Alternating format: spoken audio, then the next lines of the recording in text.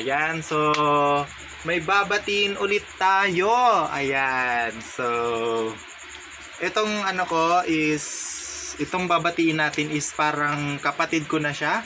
Ayan, although hindi pa kami nakikita sa personal. Ayan, kahit bata pa to, bata pa to. Although kahit bata pa siya, alam mo na sobrang ano na netong batang to.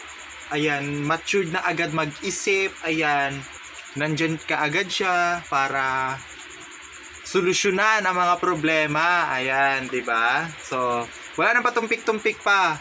Babatiin natin ang anak ni Ate Mami Bell. Ayan, si PJ. Ayan, napagkamali ka pa ako. Ayan, happy birthday sa iyo dyan, bunso. Ayan, PJ. Ayan, happy birthday sa iyo dyan. Ayan, mag-aral kang mabuti and more birthdays to come sa'yo. At sana matupad mo yung mga pangarap mo dahil alam ko namang matutupad mo yan. Napakabait mo. Ayan, wala nang hahanapin sa iyo talaga, kundi mabait ka na. Ayan, so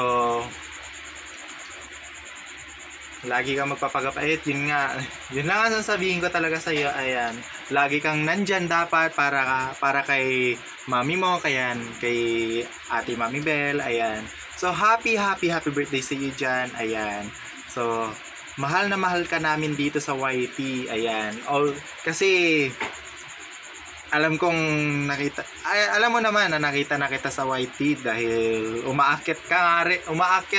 Pag umaakyat yung mama mo, nakikisama ka rin sa pag nagkanta ng mga sayaw-sayaw. So sayaw ka rin talaga. Ayan, giling ng giling. Ayan, so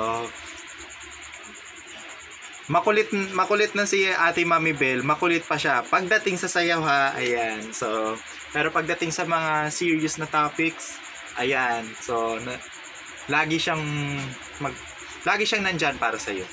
Ayan, bata pa to, pero sobrang matured na mag-isip.